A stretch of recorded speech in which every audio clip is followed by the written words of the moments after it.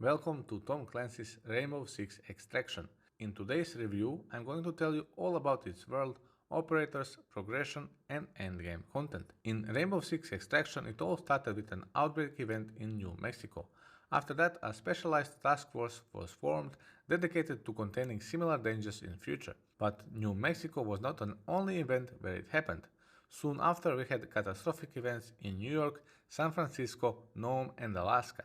Your job as an operator: collect the necessary data and get the hell out. Never in a million years would you think that scientific research would be fun in a video game, but when it is made right, you enjoy every second of it. You start with your VR training, where you will learn the very basics of combat and main objectives during incursion. What is an incursion? Incursion is the core of extraction gameplay experience.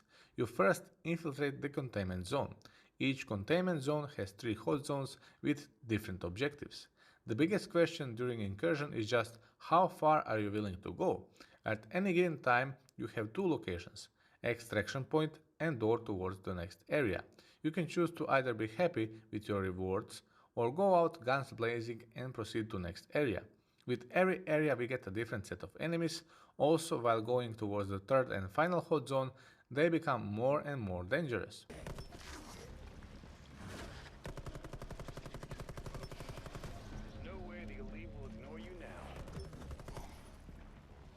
If you don't exfiltrate on time and die during your mission, you will be considered MIA, missing in action. If your operator is missing in action, he will be marked red in operator section, but also in the very zone where he gone missing. Your job now is to extract him and regain your experience back. Failing to extract your operator will result in him being back, but with 30% XP less. The process of extracting an operator to me was really nicely done. He or she is trapped in a tree, and first you need to destroy anchors to get the tree weaker. Pulling your operator out is just the starting point, as you need to extract him safely while enemies are going to attack you. This is just one of 15 different objectives you can play during incursion. Each time when selecting incursion, you will see the mission objectives on screen. After that, you get to choose your operator based on a mission prior. That is crucial part of gameplay, as you want to approach the mission tactically and with the right operator. We have hunt missions, where we need to hunt and kill an elite target, capture it without hurting, or even better, kill it with a takedown so you can collect the samples. It's right there. React blade, do your thing. Don't do away with it like that. We need a sample. R&D won't be rolling their thumbs when they see this new acquisition. Throughout whole map, there are huge red nests that will start spawning enemies once they are alerted. You can always kill those stealthily, but once you are in trouble, you will know. However, we are going to have some objectives to track down or destroy the nests. But all this said is much more when playing on the highest difficulty. When playing on higher difficulties, we are getting complete enemies ecosystem. They are called Archeans. But we also get parasite mutations, which is unique in every incursion. Sometimes it is a chimera fog where you can barely see, or a lot of sprawl which slows your movement. All in all, prepare for different experience every single time you embark on your journey. Personally, the locations were amazing. I cannot say that in some of them I didn't get a Division vibe. Every location consists of 3 different minimaps called hot zones. San Francisco was the one most memorable to me. In Alaska is snowy, and New York is our beloved New York. Not all of them are unlocked immediately. You unlock every single location with game progression and certain level. We have 18 operators in total.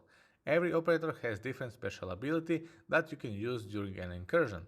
Maximum level for all operators is level number 10. You gain level progression by playing with the operative and finishing as many objectives as you can. With every level progression, you get different perks that are either new weapons or upgrade to your special ability.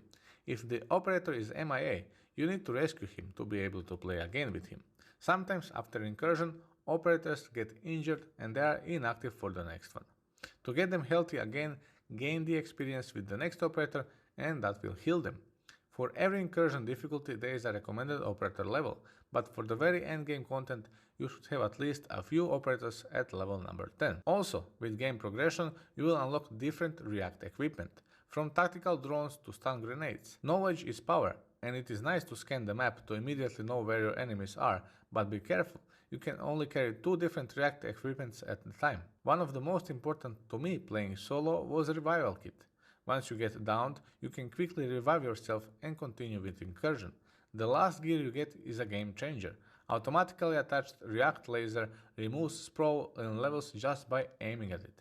It makes playing the endgame content and hardest difficulty so much easier, and it is a nice reward for finishing campaign. In every map you have research studies. By completing research studies you gain insane amount of XP that goes towards your progression, which leads to better equipment. Research studies are mainly focused on Archeans and different enemy types.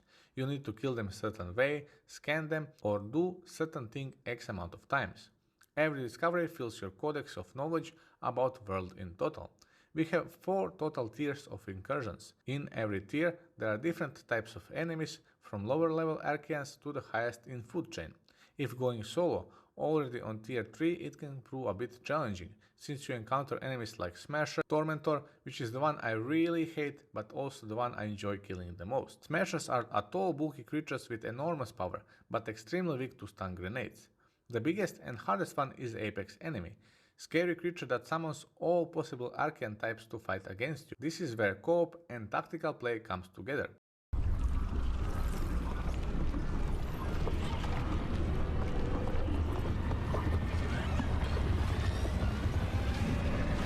Proteins are our low-key variants in Rainbow Six Extraction. They are found from tier 2, 3 and 4. Proteins imitate our operators and they have some amazing skills.